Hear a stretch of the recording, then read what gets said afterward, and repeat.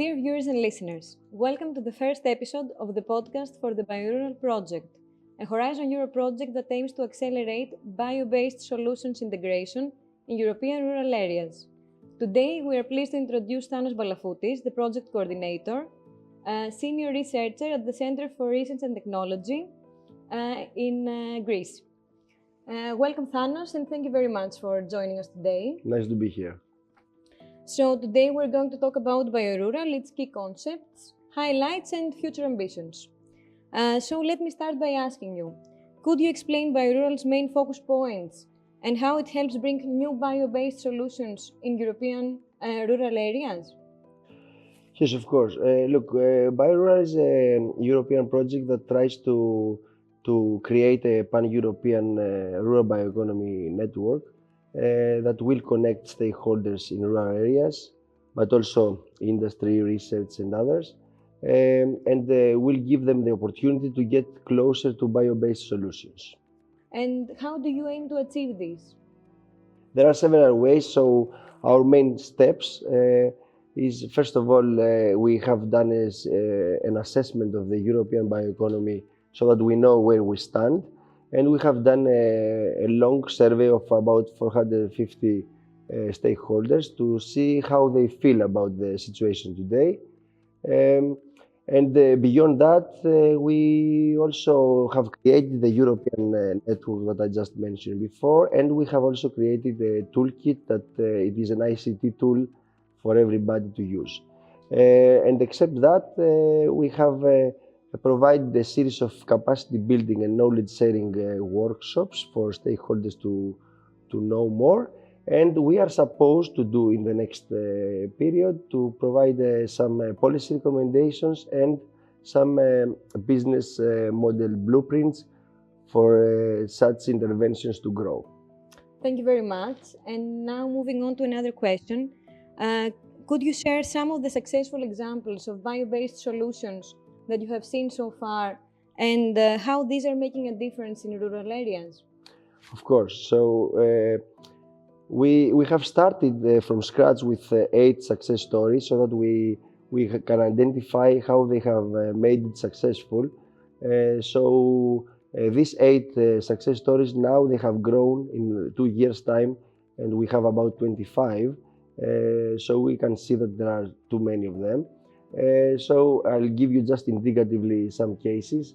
In the Netherlands, for example, we have the bio-based garden that they are producing different crops that they can provide as different biomass for other bio-based solutions. Or in Latvia, we have the forest management system of the state forest that they cover half of the state of the state, yes. And they truly sustainably manage the place. And also in Greece, for example, we have Staramaki that they produce straws from wheat without having any chemicals included. So you can of course see more if you go through our website or our toolkit. Thank you very much. And these are only some of the examples that are featured in the toolkit, and they're very impressive and very inspiring for new innovators of the sector. And now moving on to another question related to the ERBN, the European Rural Bioeconomy Network. What does this network do, and what has it achieved in the last 2 years?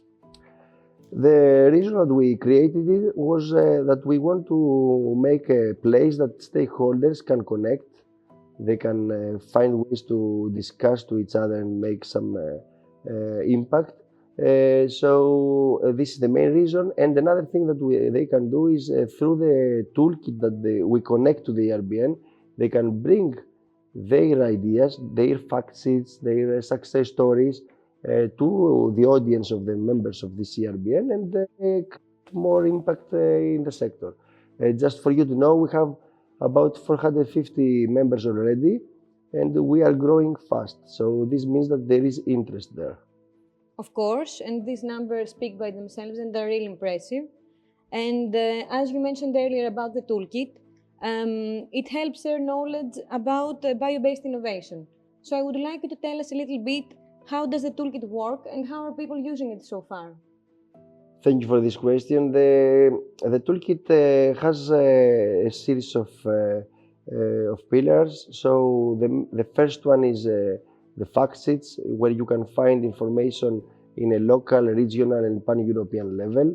The second one is the inventories that we have, the bioeconomy inventories, where information coming from research papers, research projects, from commercial products, and of course financing tools, so that we can make all of this reality, are there, and you can also incorporate your own. A third one is the success stories that I mentioned. We have almost 25 there, so you can go and see how they managed to be successful. We have the knowledge sharing workshops. They have been conducted 1 year ago, but now they are asynchronously inside the toolkit, and you can go and read and see what happened there. And of course, we also have a collaboration ideas place where people can go, and it works like a forum to connect to each other. As a closing part, we have the practice abstracts and the business blueprints and the policy recommendations that they will come in the end of the project, because they are the final step of the project. Thank you very much. So it's a one-stop shop for many things that can benefit all stakeholders related to bioeconomy. Yeah, and by the way, you can be a member and see everything, and also increase the content, but you can also not be a member and go through it and learn a lot. Now let's talk about the challenges. Have you encountered any challenges in your effort to promote bio-based solutions in rural areas? And if so, could you tell us how you overcome this? Look, generally the project is achieving its goals, even if we had some challenging issues. So I would say that our difficulty was to identify the right people to connect, to become members in our ERBN, but also to participate in the series of workshops. So this was a challenging issue, but I think that we overcome it with a lot of work on that. And the same happens with the toolkit. It's challenging to incorporate more information in there. So I think these are the main ones, but generally we have managed to go through that. So despite the challenges, BioRural is keep going very well to achieve its goals. I would say so. Great. And now let's talk about the first 2 years of successful implementation that BioRural recently celebrated. Could you share some of the highlights of these 2 years? Yes, we have done a lot of things. So just as a highlight, I would say that we have conducted 43 local workshops with over 1,000 participants. That they provide us with a lot of information about how they feel with bioeconomy today and how they want to become in the next years. Of course, the ERBN, the toolkit, they were very successful up to now.